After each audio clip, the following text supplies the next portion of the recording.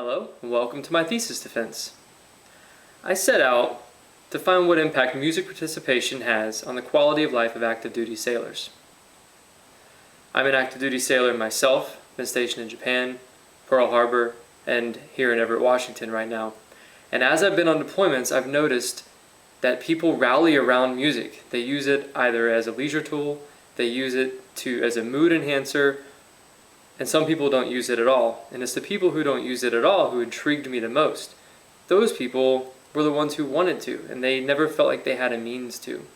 So as I've come in contact with all sorts of people all around the world and throughout America, I've realized that there are a lot of people who really want to participate in music. And there's just something that's been hanging them up. A lot of it has to do with their job and our situations on deployment. So during this video, I'm going to take you through my research. But first, before we actually get started, I want to create a little bit of context. And that context is going to be in the form of another video that has to deal with what life is like on deployment. It should be about a minute long, and I hope you enjoy. I go underway.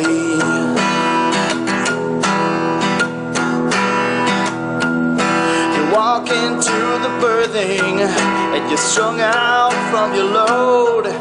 And what do you see upon your racket? Someone's dirty clothes and a wet towel and some shower shoes. Brooks said the game is cold. It's a cold game.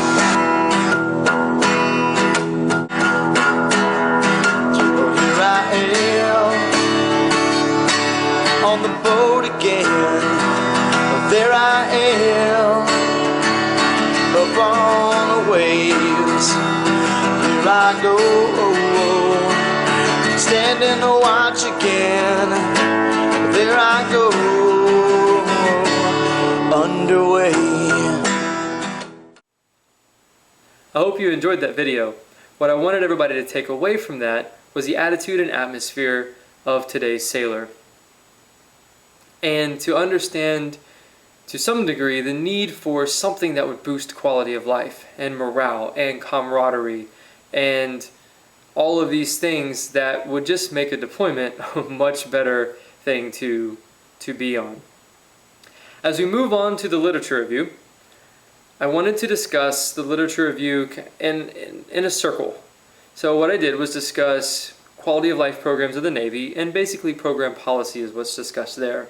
We move on to quality of life in general, and most of the discussion is really defining quality of life, because quality of life is very subjective for many people, and it's how people view their situations, and it's their past and their present that really determines what types of quality of life they have or how they perceive their quality of life. We move on to motivation after that, because when someone has a good quality of life, they are also motivated to maintain that quality of life. And so the motivation section really talks about different theories, such as self-actualization, flow, self-determination theory, and then defines intrinsic motivation as it relates to most of those things, and of course as it can relate to quality of life.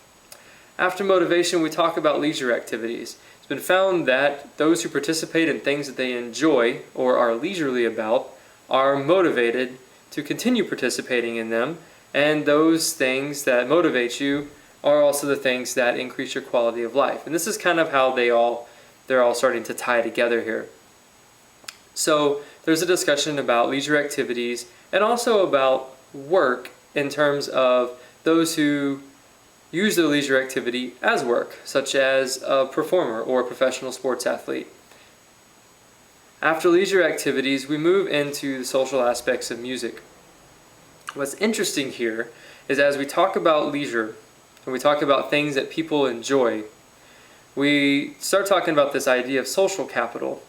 Well, music anthropologists have determined that music is socially inherent in all cultures. And so universally, we find that music is one of the best means to have social interactions.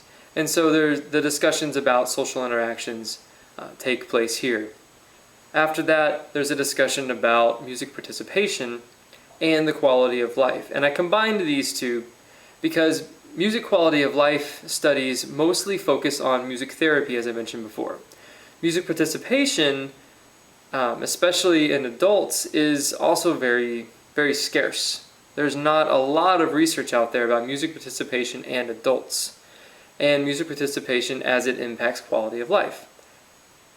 That's where this study comes into play.